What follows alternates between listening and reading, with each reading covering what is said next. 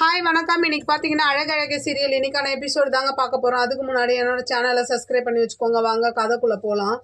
பார்த்தீங்கன்னா சுரேஷும் மதியம் ரூமுக்குள்ளே சண்டை போடுற சத்தம் வெளியில் வரைக்கும் கேட்குது.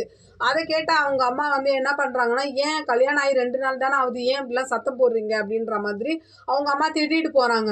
அப்படியே அடுத்த சீன் பார்த்தீங்கன்னா என்ன ஆகுது, சுரேஷ் ஒரு மாதிரி இன்னமும் சத்தம் போட்டுட்டு என்ன பண்ணுறாரு, வெளியில் வந்துடுறாரு.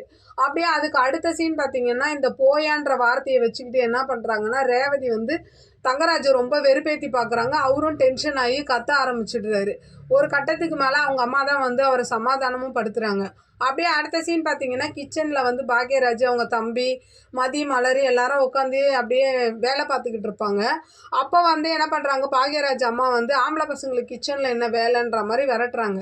அப்போது இவங்க மதி கேட்குறாங்க, ஏன் ஆம்பளைங்கன்னா கிச்சனில் சாப்பிட தான் வரணுமா, சாப்பிட வராங்கல்ல, அந்த மாதிரி என்ன உதவி பண்ண வந்தா என்னன்ற மாதிரி கேட்கும் போது அப்போ இவங்க என்ன சொல்கிறாங்க, ஏன் உங்கள் அப்பாலாம் இப்படி தான் இருக்காரா அப்படின்ற மாதிரி கேட்குறாங்க.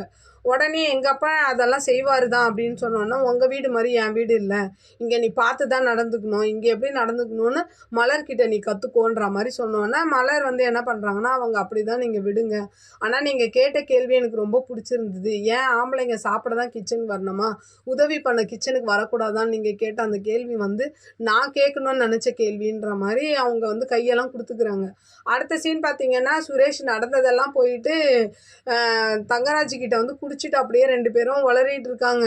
இவளை போய் என் தலையில் கட்டி வச்சுட்டீங்க, அவள் ரொம்ப திமிர் பிடிச்சவா, அவளை அடக்கவே முடியாது அப்படி இப்படின்னு சத்தம் போட்டுட்டு இருக்கும்போது அவர் என்ன சொல்கிறாருன்னா, அவளை அடக்குவோம், அதுக்கான டைம் வரணும், முதல்ல உன் வேலை முக்கியம், அதை நம்ம கரெக்டாக பார்த்து உன் வேலையை வாங்கிட்டு அதுக்கப்புறம் அவளை என்ன பண்ணணும் நான் யோசிக்கிறேன்னு சொல்லிட்டு அவள் போயான்னு சொன்னதை அப்படியே நினச்சி பார்த்து கோவப்படுறாரு. அப்படியே இன்னைக்கான எபிசோடு முடியுது. பார்க்கலாம் நாளைக்கு என்ன நடக்குதுன்னு பார்த்துட்டு நான் உங்களுக்கு ரிவ்யூ கொடுக்குறேன். என்னோட சேனல் பிடிச்சிருந்தா லைக் பண்ணுங்கள், ஷேர் பண்ணுங்கள், கமெண்ட் பண்ணுங்கள். என்னோட சேனலை சப்ஸ்கிரைப் பண்ணி சப்போர்ட் பண்ணுங்கள். நன்றி, வணக்கம், பாய்.